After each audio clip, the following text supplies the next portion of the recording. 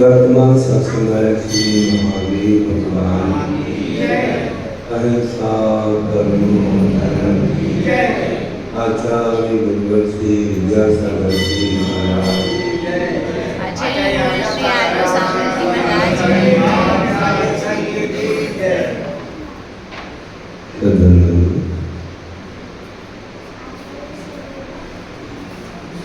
भोपाल नगर में एक छोटा सा उपनगर प्रभात कॉलोनी, जहाँ पर बहुत बच्चों की भावना साकार हुई 2019 में 16 में बहुत लोग भावना लाते थे कि जो दूर भी लोग रहते हैं उनको भी दर्शन का भाव है, अगर यहाँ एक मंदिर हो जाए तो बहुत अच्छा। आशीर्वाद एक बार नहीं कई बार दिया और लोगों को प्रेरणा भी दी, कुछ दान भी इकट्ठा करवाया और धीरे धीरे दान से, भाव से, लगन से ये मंदिर अब पूर्णता पर है। मंदिर तो बनी गया, ऐसा नहीं लग रहा कि कोई घर हो, ये तो लगता है मंदिर ही है शुरू से। और बहुत अच्छा रंग रोगन करके, साफ सुथरा करके और बड़ा भव्य स्थान बन गया। यहाँ की समाज के हिसाब से अभी ठीक है, भविष्य में ज़्यादा घर बढ़ेंगे तो बड़ा मंदिर सही है, लेकिन अभी तो वर्तमान में अच्छा है। इससे धर्मदान की सुविधा है, शादी आ जाए तो एक दो शादी यहाँ रुकी जाए और ऐसे ही बिहार के निमित्त आते हैं, एक आदमी को रुकने का भी स्थान बना दिया, बहुत अच्छा है।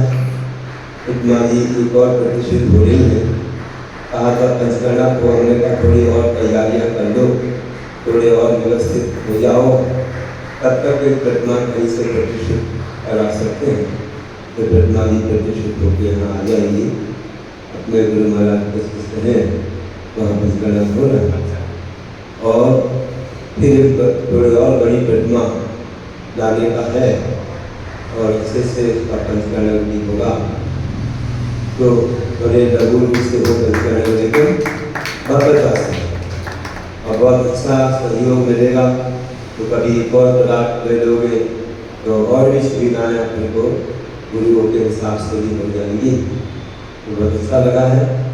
ऐसे भी प्रतिमा है, सब लोग दर्शन पूजन कर रहे हैं और ऐसे ही आगे भी हमें बढ़ते जाना है कि भगवान का दर्शन हमें उसी प्रकार होता है जैसे कि दर्पण में हम देखते हैं तो अपना मुख दिखता है, अपना शरीर ऊपर से दिखता है, कुछ भी कमी हो तो ठीक कर लेते हो। और भगवान के दर्शन से भी वर्णीय दर्पण है, उससे आत्मा का दर्शन होता है। आत्मा में जो कमियां हैं, आप कहते हो तो पागल में पागल कर ले, मैं पागल हूँ, मैं पापी हूँ, दुरात्मन हूँ, माया भी हूँ, लोभी हूँ, पापी दिया माया बिना लोभना रागर देश मरी मसे मनसा दुष्कर्म दंडो कादि पदे भक्ता श्री पाद मुने गुना निंदा पुण्य हम जमाओ सुतम गर्द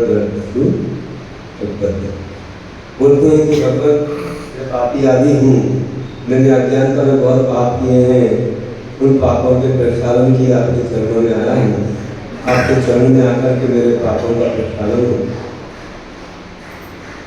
रामदेव से मेरा मन है और उनके पश्चाताप के लिए आपके सामने आता हूँ और विनय से जब झुकते हैं, अपनी आलोचना करते हैं, हमारे पाप है होते हैं। भगवान के दर्शन में बहुत बड़ी शक्ति है। तो हम अपनी आत्मनिंदा करते हैं और भगवान के गुणों की प्रशंसा करते हैं। इससे क्या होता है कि दर्शनम देव देवस्य दर्शनम पापनाशनम दर्शनम सर्वशोभानम दर्शनम। भगवान का दर्शन पाप का नाश करने वाला है, सर्व का शोभान और मोक्ष का साधन है। और दर्शने जिनेन्द्राणाम साधुनाम बंधने सब ना चिरंत शुद्धे पापम सिद्ध हस्ते। भगवान के दर्शन से उंगलियों की बंधना से ज़्यादा देर पाप नहीं टिकते, जैसे कि हाथों में लिया वजन उंगलियों के बीच से स्थिति होता है। स्थान होता निकलने का जल्दी निकल जाता है, वैसे भगवान के दर्शन से पाप बहुत जल्दी क्षय को प्राप्त हो जाता है। और दर्शन करने से इतना लाभ है, हमारे सिद्धांत शास्त्रों में बताया है कि जिन बिंब दर्शने निवृत्ति निकासी दृश्य कम कलावश्य है दर्शन। जिन भगवान के दर्शन से निवृत्ति निकासी जिसे बड़े कठोर कर्म करते हैं, वे भी क्षय को प्राप्त हो जाते हैं। बड़ी तपस्या से नहीं नष्ट होती, क्षय को प्राप्त हो। देखिए कितना बड़ा प्रभाव है। भगवान के दर्शन करते हो, अपनी आत्मा का ख्याल आता है कि मैंने इतने पाप किए, विषय कैसा है, तो आप अच्छे भावों से उनको धो देते। निर्मल भाव आपके पापों को धोने में कारण बन जाते हैं। ताकि अगर भगवान की स्तुति और की जाए तो क्या से क्या बन सकते हैं, हम लोग बहुत ऊपर जा सकते हैं। कहा भी है कि भगवान की स्तुति किस प्रकार है, ये शब्द किस प्रकार है, जैसे कि कोई चंदन के वृक्ष पर, मर्यागिरी के चंदन के वृक्ष पर लिपटे हुए काले काले सर्प अगर मयूर की आवाज़ सुन ले तो वे पलायन कर जाते हैं, भाग जाते हैं, अपने दिलों में प्रवेश कर जाते हैं। इतनी बड़ी शक्ति भगवान की आवाज़ में है, स्तुति में है। भगवान की आवाज़ में भी वही शक्ति है। मयूर की आवाज़ में इतनी शक्ति है कि सर्पों को पलायन कर देती है। तो भगवान की स्तुति रूपी आवाज़ हमारी आत्मा रूपी चंदन के वृक्ष पर लिपटे हुए कर्मों के काले काले सर्प पलायन कर जाते हैं, निर्जरा हो जाती है। इतनी बड़ी शक्ति भगवान की स्तुति में है। तो बंधुओं, उनकी पूजा विधान करना तो और भी बड़ा, बहुत बड़ा पुण्य का कार्य है। साथ ही से पुण्य मिलता है। ऐसे अगर आचार्य भविष्य प्रवचन भक्ति से तीर्थंकर प्रकृति का भी संचय होता है। 16 भावना में आती है अनंत आचार्य भविष्य प्रवचन। तीर्थंकर बनने का सौभाग्य प्राप्त होता है। इसलिए हम लोगों को हमेशा भगवान की भक्ति, पूजन, गुणानुवाद, आलोचना पाठ, प्रतिक्रमण आदि करते रहना चाहिए। ये पूजा विधान अनुष्ठान हमारे पुण्य को बढ़ाते हैं और हमको तीर्थंकर भी बनाते हैं। तो अपने पापों का क्षय हमें करना आवश्यक है। रोज आप साबुन लगाते हो शरीर पर, वस्त्रों पर, ये तो गंदे हो जाएंगे, रोग का कारण बनेंगे। ऊपर का साबुन तो शरीर और वस्त्रों को लगता है, लेकिन आत्मा भी गंदी होती है रोज से। आत्मा वस्त्र और शरीर को ऊपर से धूल वगैरह से गंदे हो जाते हैं, लेकिन आत्मा पापों से गंदी होती है, कसायों से गंदी होती है। इसलिए बोलते हो कि आत्मा के रहते विषय कसाय, इसमें मेरी परिणति नहीं जाती, इनमें मेरी परिणति नहीं जाती। ये आत्मा के रहते करने वाले विषय कसाय हैं, इनमें मेरी परिणति मतलब मेरा मन नहीं जाना चाहिए, इनसे बचते रहना चाहिए। फिर भी चला जाता है, संसार में है, लोग कुछ करना पड़ता है। तो कहते हैं कि उनको धोने का उपाय एक ही है और कोई साबुन नहीं है, बाजार में नहीं मिलता। तो फिर यही है, जब सब पापों के त्यागे मनिहार संता सिद्धि बनना प्रतिमन प्रत्याखंड आयसर छठ आवश्यक 3 बार करते हैं। तो तुम लोग जब पापों के भी त्यागी नहीं हो, अन्य आदि की तो त्यागी हो सकते हो, लेकिन आनंद साधन बड़ा होता है।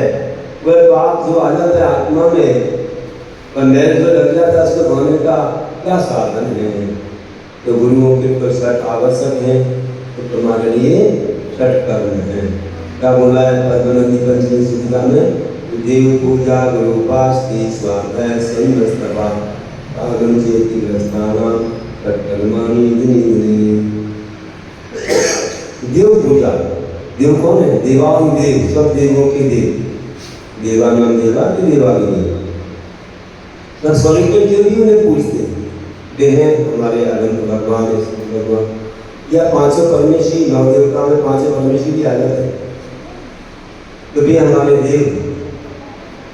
गुरु उपासना, गुरु निर्गंध गुरु की उपासना, आहार विहार निहार सबकी चिंता और इसमें सहयोग देना, स्वाध्याय रसमाणी को करना, द्रव्यों का स्वाध्याय करना, अध्ययन करना, संयम, रात में नहीं खाना, छान के पानी पीना, अवश्य वस्तु से दूर रहना, इंद्रियों को पापों से बचाना, जीवों को रक्षित करना, देखभाल के चलना आदि ये संयम है।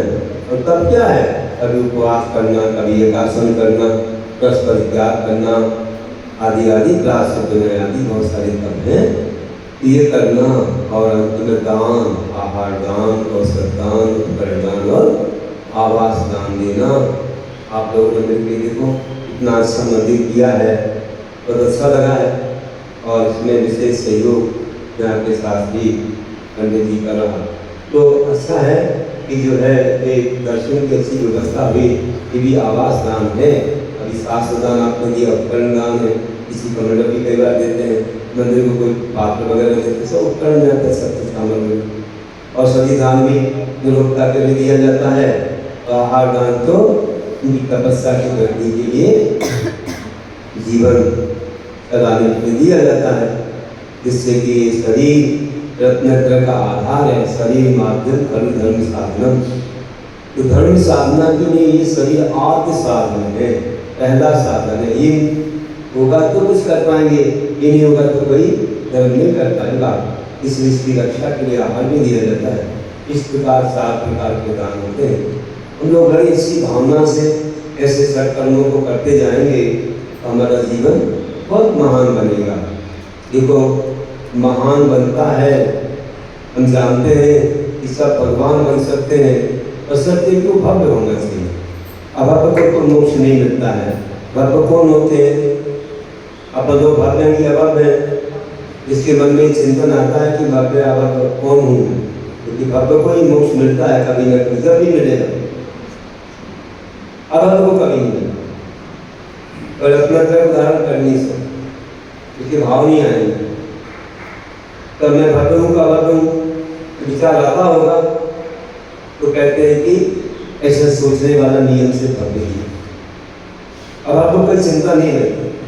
अब आप ऐसे कहो कि मोक्ष जाना है, तो बोलता है फिर यहाँ कौन रहे, यहाँ की चिंता ज़्यादा रहती है ना। तो भव्य वह होता है, कहाँ है? पंचमी सूत्रा में, प्रति प्रीति चित्ते ने निश्चित भव्यो भावी निर्वाण भाग्य। जो प्रीति चित्त से धर्म की बात को सुनता है वो निश्चित रूप से भव्य है, और आगे निर्वाण की प्राप्ति करेगा। इस प्रकार से बताया है। हम लोग अपने जीवन में ऐसे महान धर्म को धारण करने का पुरुषार्थ करें, प्रयास करें, आगे बढ़ सकते हैं, बहुत अच्छा जीवन बन सकता है। छोटे छोटे प्राणी जब धर्म को सुनकर के तिर गए, तो हम तो मनुष्य हैं, जैन हैं। एक जंगल में कैसे पत्तों की खड़खड़ आवाज आ रही है और पूरा जंगल सूख गया है, जलाशय में पानी नहीं बचा है, फिर भी आशा है कि कहीं मिल जाएगा। सुनो बच्चों, बात नहीं कथा सुना, तो बोले पानी मिल जाएगा कहीं, और बहुत अच्छी भावना से जो है वह एक प्राणी जगत प्राणी विचार करता है कि पानी कहाँ मिलेगा, अगर पानी नहीं मिला तो जीवन समाप्त हो जाए, भोजन ना भी मिले तो ठीक है, तो पानी तो मिल जाए।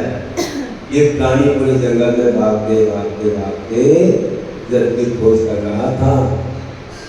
आखिर उसको क्या हुआ, जल तो पहले नहीं, पहले जंगल में एक छाया के स्थान में, छाया के स्थान में देखा कि चट्टान पर एक बुढ़ियाल विराजमान है, तो सामने भक्त लोग बैठे हैं, उनकी वाणी सुन रहे। बड़ी शीतलता लगी, वहाँ बैठ गया, मानो प्यास को भूल गया, प्यास ही भूल गई, पीछे बैठा रहा। और गुरु ने कहा, तब तो समझाया कि देखो सूर्यास्त हो जाता है, सूर्यास्त हो जाता है तो भोजन पानी नहीं करना, जो नहीं करता है तो रात्रि भोजन त्यागी है, उसको बहुत बड़ा परिणाम स्वर्ग भी जाता है और परंपरा से मोक्ष भी मिलता है। बहुत बड़ी महिमा है। अगर एक वर्ष जो रात में भोजन नहीं करे, जल भी ना ग्रहण करे, तो एक वर्ष में 6 महीने को उपवास का फल मिलता है। इसका लिखा है स्वामी कार्तिक हिंदुओं में लिखा है, 1 महीने रात में नहीं खाने से उन्हें 15 दिन के उपवास का फल। उनके यहाँ भी महाभारत में त्याग बताया है, जिससे हमारे जैन धर्म में 8 नियम होते हैं जैनियों के। पहला नियम सत्य दर्शन का त्याग, दूसरा रात्रि भोजन त्याग, तीसरा शाम का पानी पीना, चौथा नित्य गीत का भगवान का दर्शन करना, 5वां निर्गंध मुनिराजान का दर्शन करना, 6वां ईश्वर वस्तु, ये जो वेदर वगैरह रहता है का त्याग, कोई सौंदर्य साधन में कोई त्याग देते हैं फूल वगैरह, तो उसका उपयोग नहीं करना। और 7वां नियम निर्माण वस्तु का त्याग, जो मंदिर में चढ़ा दिया उसको नहीं लेना, मंदिर की चीज का उपयोग संसार में नहीं करना। तो क्या होता है, लंबे खाने हो जाते हैं, मैंने सब लिखा हुआ है, नरक निरोध तक चले जाए, इसलिए मंदिर की वस्तु का उपयोग नहीं करना चाहिए। मंदिर की वस्तु बेचना भी नहीं चाहिए, जैसे ये जुलकर वगैरह चला देते हैं ना, बेच करके उसका पैसा निकाले, तो छोड़ दो, तो जुलकर के सामान तो ले जाएगा माली वगैरह, अपन को उसका द्वारा उपयोग एक बार चल गई तो निर्माण हो जाती है इसका उपयोग नहीं। और अंत में रागी देशी देवी दुर्गाओं को नहीं भेजना, ये अंतिम 8वां नियम है। जो रागी देशी वस्त्र अलंकार आदि वाले हैं उनको अपन तो भजते नहीं, नमन नहीं करते हैं, अपन तो दीप जला को नमन करते हैं। पर राजा चक्रवर्ती को भी नहीं किया, जब उन्हें मुनि दीक्षा दी, मुनि बने तो ही पूजा शुरू होती है, पंच परमेश्वर की पूजा होती है, देवशास्त्र मुनि की पूजा होती है। इस प्रकार से ये 8 नियम है जैनियों। तो ऐसे नियमों का पालन करते हैं और उन नियमों से जो चलते हैं तो वे बहुत महान बनते हैं। तो जैनाचार के ऐसे नियम हैं। और आगे भी जब ये हमारी पहचान होती है, और हिंदू धर्म में भी उन्हें बताया कि अनुशासन पर्व में मध्यमाशासनम रात्रिम भोजनम कंदरक्षणम कुर्वन्ति दिखाते स्वाम क्या कहते हैं महाभारत में अनुशासन पर्व में, इस महाभारत के मंगलाचरण में विश्वदेव को नमस्कार किया है। हम विश्वदेव को नमस्कार करते थे, नाभीगार मंगेरी के पुत्र थे, क्योंकि देश के पुत्र भरत के नाम से देश का नाम भारत पड़ा, ऐसा मंगलाचरण बोला है। फिर किस पर उन्होंने बोला कि मध्यमाशासनम रात्रिम भोजनम कंदरक्षणम ये कुर्वन्ति दिखाते स्वाम का जब जो मध्य मास का भोजन करते हैं, रात्रि भोजन करते हैं, तो जमी कंद खाते हैं। मध्य मासासन रात्रि भोजनम कंद रक्षण ये कुर्वन्ति दिखाते हैं, जैसा करते हैं उनका व्यर्थ है। क्या व्यर्थ है? तीर्थ यात्रा जपस्तपा, तीर्थ यात्रा जप तप करना सब व्यर्थ है। ध्यान रखना, सारा व्यर्थ हो जाता है जो कुछ करोगे, इसलिए हमें रात्रि भोजन वगैरह नहीं करना चाहिए। चलिए, तो ये जमी कंद में इतने जीव होते हैं, आलू प्याज वगैरह में स्वीटी नौ के बराबर आग दोगे ना, और धमर के बराबर हो जाए, होने के बाद लोग नहीं करेंगे। इसलिए आचार्य पुण्य कहते हैं ये जीव तुम्हें ये कंदमूल आदि खा के अनंत काल से निगुण के रूप से तो निगुण में जाना पड़ता है। एक श्वास में 18 बार जन्म मरण होता है, एक बार एक श्वास में 18 बार जन्म मरण होता है। इस प्रकार से हम लोग जान सकते हैं कि खूब त्याग बताया है, महाभारत में भी त्याग बताया है। गीता का जब तक सब दर्द बता दिए तो जैन धर्म तो उसको कृष्ण ना वहाँ तो हमारे यहाँ तीर्थों को नमन किया है महान। सुन लिया तो उस प्राणी ने जंगल में गुरु ने समझाया तो उसने क्या सोचा, प्राणी था, भूख प्यासा था, उसने कहा मैं भी रात में कुछ नहीं खाऊंगा, पानी भी नहीं पीऊंगा। आगे बढ़ा, प्रवचन सुन के आगे बढ़ गया। गुरु ने मंत्र सुनाया था नमोकार में, नमो अरिहंताणं नमो सिद्धाणं नमो आयर्याणं नमो अज्ञायाणं नमो सुन लिया तो उसको लगा कि महामंत्र है, महान है। मतलब वो जंगल में देखता है पानी नहीं मिल रहा था। एक जगह बावड़ी में बहुत नीचे पानी, सीढ़ियाँ गई थी बहुत बड़े, नीचे गया भैया पानी पे तो रात हो जाएगी, तो नीचे गया तो उसे लगा कि रात हो गई, जबकि रात हुई नहीं। फिर ऊपर आया, देखा अरे पास है अभी तो सूर्य है, फिर नीचे में आग लगा तब तो हो ही गई लगता है।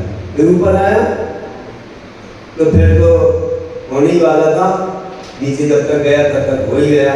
ऊपर आके देखा कि सूर्य अस्त हो गया, उसने कुछ नहीं खाया और रात्रि में उसका देहांत हो गया। हो सकता है उसकी उम्र भी हो गई, देहांत हो गया और उसने नमोकार को याद किया मरते समय, तो वहां से मरण करके वह एक पेट का पुत्र हो।